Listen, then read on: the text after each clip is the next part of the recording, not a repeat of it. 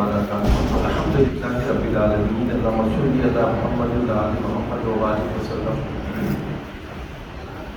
لن تنالوا البر حتى تنفقوا مما تحبون. چوتھا پارہ آپ نے ابھی سنا ہے حدیث عثمان رضی اللہ سے. سورہ آل عمران کا اختتام ہے اور سورہ نساء شروع ہو چکی ہے. اور سورہ آل عمران کے اندر دو غزوات کا اللہ سبحانہ وتعالیٰ ذکر فرماتے ہیں.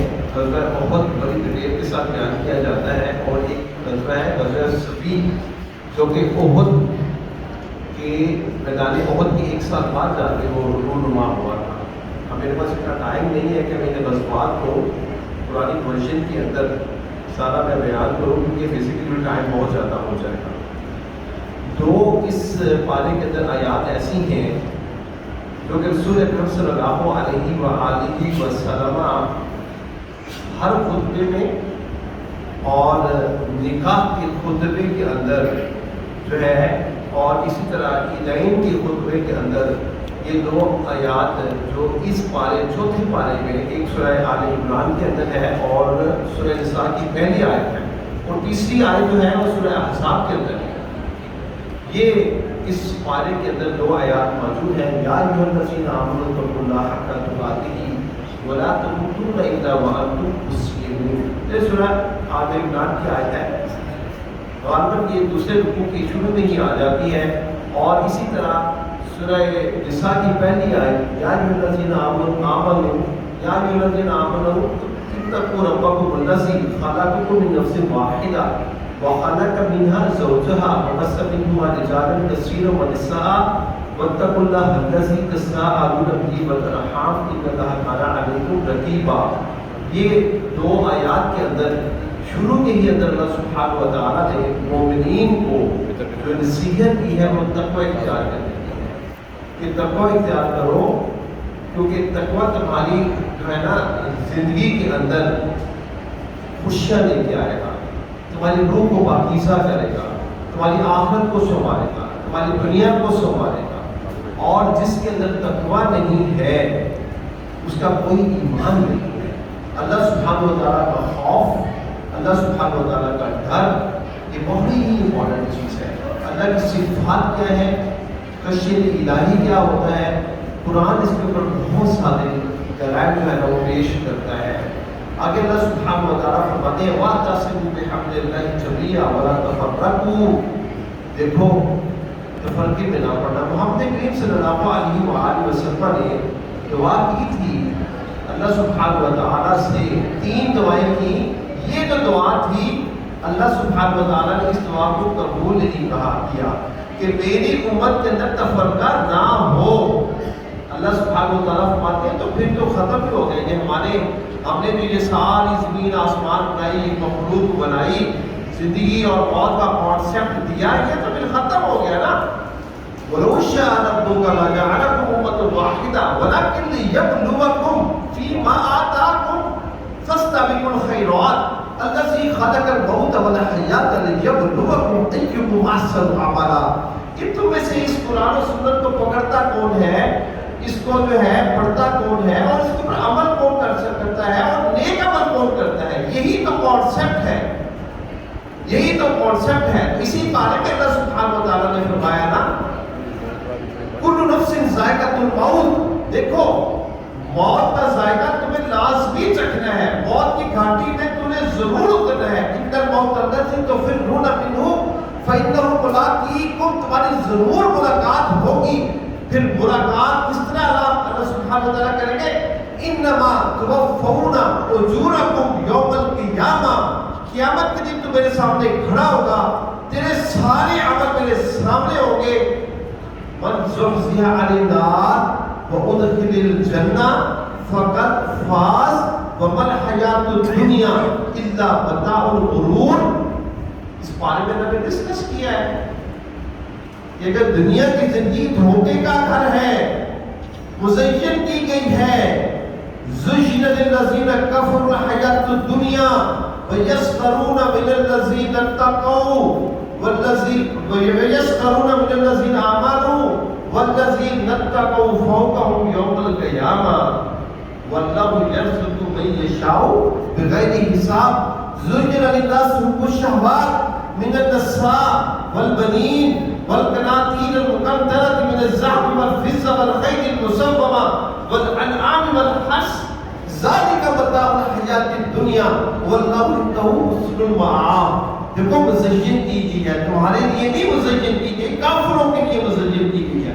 کیونکہ کافر اس کو کیا سمجھتا ہے؟ جنت سمجھتا ہے، جنت سمجھتا ہے. اور مومن کیا سمجھتا ہے اس کو؟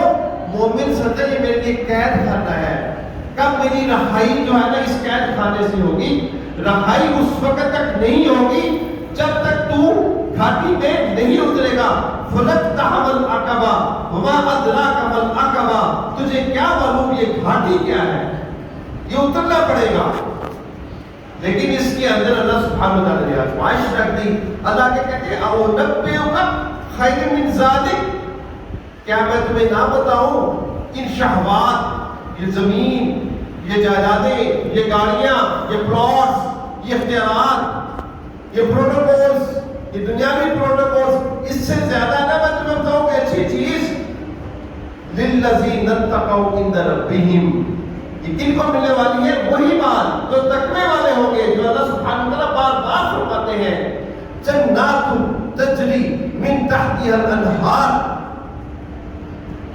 ایک جنت ہے نا، ساری تمنا پوری کی پوری دنیا کا متاع اللہ سبحانہ وتعالیٰ کے سامنے پیش کرو نا، تو اللہ سے سودا کرو، تمہیں ایک بالشت جنت کا ٹکڑا تمہارے نام الاٹ کریں گے، ٹھیکا ملے گا؟ کچھ نہیں ملے گا. ہیچ ہے، ہیچ ہے. یہ ساری کی ساری نعمتیں جو اللہ سبحانہ وتعالیٰ نے دنیا میں دی ہے، جنت کے مقابلے میں، اس کی ایک بالشت کے مقابلے میں اس کا کوئی کسی قسم کا کوئی اللہ سبحانہ وتعالیٰ کا کوئی وقت نہیں ہے. اس کی ٹیشو پیپر سے بھی جو ہے نا یہ اللہ سبحانہ مچھر کے پر سے بھی ہلکی ہے. یہ لیکن اس لیے کیا بتاؤ نور ہے. دیکھ من زحزح عن النار، آگ سے بچا لیا گیا اور جنت میں داخل کر دیا گیا، فقط فاز، یہ کامیاب ہے. تو اس کامیابی کو تلاش کرنے کے لیے محنت کی ضرورت ہے نا بھائی، اور محنت کے لیے علم کی ضرورت ہے، کیونکہ علم کے بغیر عمل نہیں ہوتا. اور علم بیسیکلی آپ کے پاس ایک ہی ہے، اس کو کہتے ہیں قرآن و سنت کا علم. اس کے ساتھ اپنی زندگی کو منور کیجیے. آگے اللہ سبحانہ وتعالیٰ فرماتے ہیں کنتم خیر امۃ اخرجت للناس تأمرون بالمعروف وتنہون عن المنکر وتؤمنون باللہ.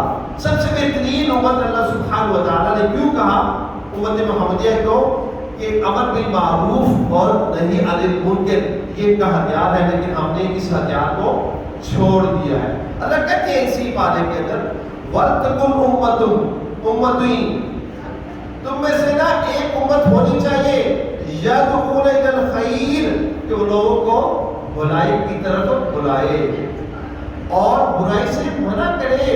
اولئک هم المفلحون، اگر تم ایسا کرو تو فلاں میں تیری جھولی میں ڈال دوں گا.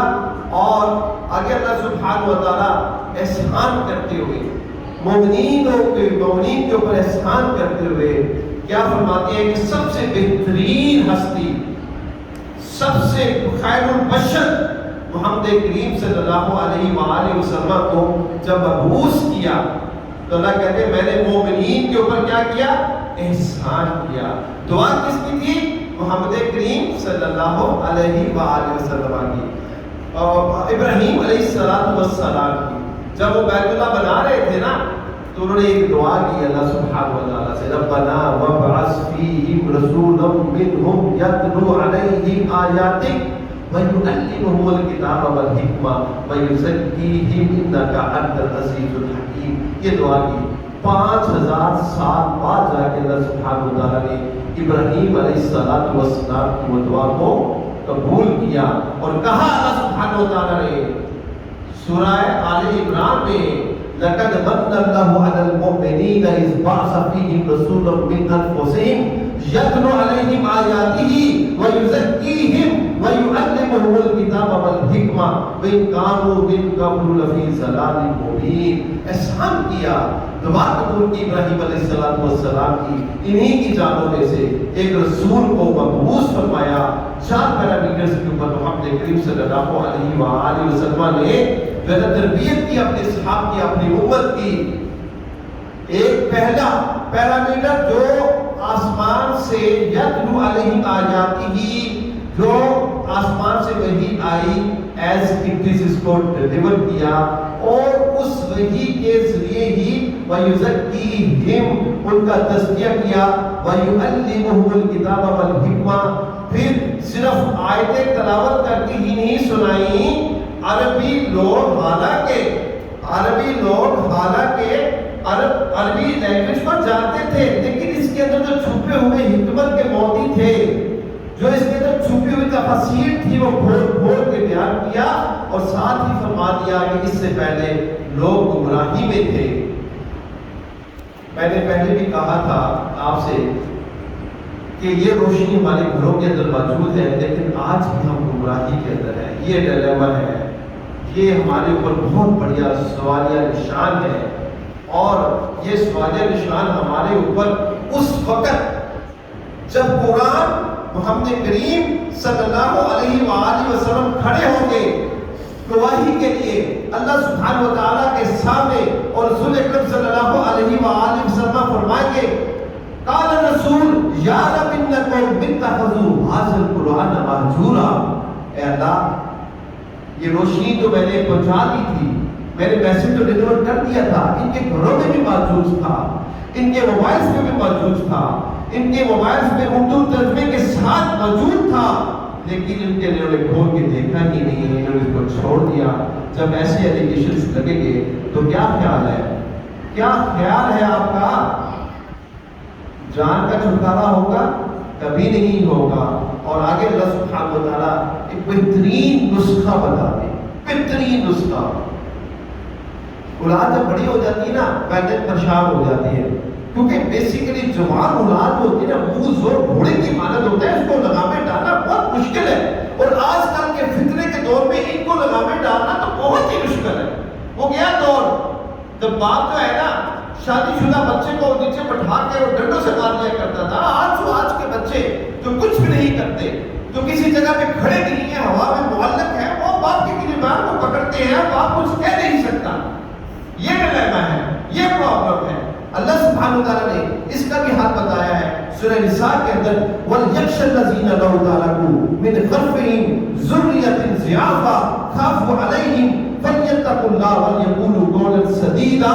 ڈرتے ہو نا اولاد ضائع نہ ہو جائے، اولاد منہ ہو گئی ہے، کمزور ہے، ناتواں ہے، علم میں کمزور ہے، تو پھر اللہ سبحانہ وتعالیٰ نے کہا کہ یہ انگلی جو اولاد کی طرف اٹھا رہے ہو نا، اس کو یوں ٹرن دے کے اپنی طرف کرو، اپنی طرف کرو۔ خود تقوی والے ہو جاؤ، خود جو ہے شریعت کے پابند ہو جاؤ، پیسو پیرنٹنگ کرو، ایک اپنے آپ کا اسوہ حسنہ دکھاؤ، کچھ بھی نہ کہو۔ اللہ کا وعدہ ہے اللہ تمہاری اولاد کو ضائع نہیں کرے گا۔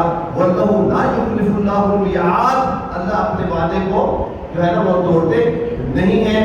اور اس رمضان کی لحاظ سے اللہ سبحانہ و تعالیٰ نے قرآن چوتھے پارے کے آخر میں توبہ کا ذکر کیا ہے، توبہ کا ذکر کیا ہے۔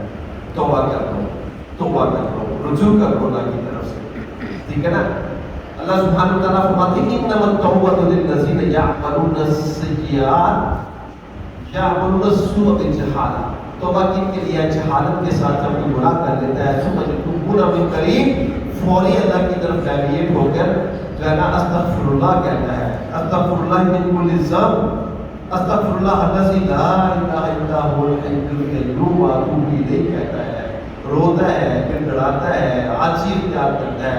اولئک لهم یتوب اللہ علیہم وکان اللہ علیما حکیما، ان لوگوں کے اللہ سبحانہ و تعالیٰ توبہ قبول کرتا ہے۔ اور ساتھ ہی آگے فرمایا وَلَيْسَتِ التَّوْبَةُ لِلَّذِينَ يَعْمَلُونَ السَّيِّئَاتِ حَتَّى إِذَا حَضَرَ أَحَدَهُمُ الْمَوْتُ قَالَ إِنِّي تُبْتُ الْآنَ وَلَا الَّذِينَ يَمُوتُونَ وَهُمْ كُفَّارٌ أُولَئِكَ أَعْتَدْنَا لَهُمْ عَذَابًا أَلِيمًا۔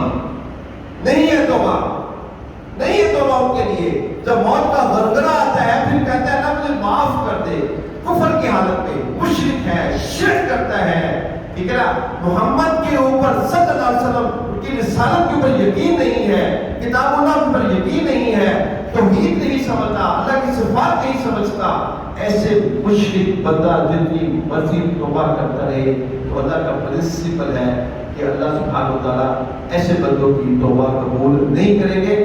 آخر میں اللہ سبحانہ وتعالیٰ فرماتے ہیں زندگیوں میں جب آزمائشیں آتی ہیں تمہارے اندر، پرابلمس آتے ہیں، ٹھیک نا، تو پھر مایوس نہ ہو جایا کرو۔ عسیٰ ان تکرہوا شیئا، یہ آخری رکوع کی آیت ہے، عسیٰ ان تکرہوا شیئا سیجعل اللہ فی خیرا کثیرا، قریب ہے کہ جس چیز کو تم ناگوار تمہاری طبیعت کو گزرتی ہے، تم ناگوار سمجھتے ہو، بھاری ہے تمہارے اوپر، اللہ اسی کے اندر بہت ساری کیا پروڈیوس کر دے، خیر کثیرا، خیر پروڈیوس کر کے۔ اور پچھلے اس بارے میں آپ نے جو ہے نا کل صفحہ میں اللہ سبحانہ وتعالیٰ سورہ بقرہ کے اندر اللہ سبحانہ وتعالیٰ فرماتے ہیں عسیٰ ان تحبوا شیئا، عسیٰ ان تکرہوا شیئا وہو خیر لکم وعسیٰ ان تحبوا شیئا وہو شر لکم واللہ یعلم وانتم لا تعلمون۔ جس چیز کو تم برا سمجھتے ہو سکتا ہے فیوچر کے اندر وہ تیرے لیے اچھائی ہو اس کے اندر، اور جس کو تم برا سمجھتے ہو تو ہو سکتا ہے وہ تمہارے لیے اچھی ہو، اور جس کو تم اچھا سمجھتے ہو تو ہو سکتا ہے وہ تمہارے لیے بری ہو۔ تو غیب کا علم جو ہے نا وہ اللہ سبحانہ وتعالیٰ کو ہے۔ اور آخر میں ایک چیز جو میں آپ کو دکھانا چاہتا ہوں، اس معاشرے میں مایوس مت ہوا کرے، ان لوگوں کو دیکھ کر، ان کی شان و شوکت دیکھ کر، ان کے بنگلے دیکھ کر، ان کے اختیار دیکھ کر، ان کی گاڑیاں دیکھ کر، ان کے بنگلے دیکھ کر، ان کے بینک بیلنس دیکھ کر، ان کے سونے چاندی کے ڈھیر دیکھ کر مایوس مت ہوا کرے، مایوس مت ہوا کرے۔ اللہ نے جو دیا ہے نا اس پہ الحمدللہ رب العالمین کہہ کے آنکھیں نیچی نظریں رکھا کرے اور نیچے لوگوں کو دیکھ کر خوش ہو جایا کرے۔ تو پھر جب تم اللہ کا شکر گزار بندہ بنو گے اللہ تمہیں اور دے گا۔ کیوں؟ اس کا بھی ایک پرنسپل ہے، اسی بارے میں اللہ سبحانہ وتعالیٰ بیان فرماتے ہیں وَلَا يَحْسَبَنَّ الَّذِينَ كَفَرُوا أَنَّمَا نُمْلِي لَهُمْ خَيْرٌ لِأَنفُسِهِمْ إِنَّمَا نُمْلِي لَهُمْ لِيَزْدَادُوا إِثْمًا وَلَهُمْ عَذَابٌ مُهِينٌ۔ کیا گمان کرتے ہو، اللہ کہتے ہیں کیا گمان کرتے ہو، ہم نے ان کی ڈھیل دے رکھی ہے، یہ ایسا بغیرت انسان ہے، مشرک انسان ہے، بدکار ہے، زانی ہے، ڈاکو ہے، چور ہے، رشوت لیتا ہے، سود کا کام کرتا ہے، لیکن ہم نے دیکھو اس کی رسی کتنی ڈھیلی چھوڑی ہوئی ہے۔ تو پھر گمان نہ کر کہ یہ جو ڈھیل اس کے نفس کے لیے اچھی ہے۔ انما نملی لہم، یہ ڈھیل اس لیے لیزدادوا اثما، کہ یہ اور گناہ کرتا چلا جائے اور اس کو وتزهق انفسهم وهم کافرون، اور جب اس کی جان نکلے تو کفر میں ہی نکلے، اس کو توبہ کی ذرا توفیق نہ ہو۔ یہ پرنسپل ہے اللہ سبحانہ وتعالیٰ کا، تو اسی کے اوپر جو اللہ نے دیا خوش ہو جائیے۔ اقول قولی ھذا استغفر اللہ لی ولکم ولسائر المسلمین، سبحان ربک رب العزۃ عما یصفون والسلام علی المرسلین والحمد للہ رب العالمین۔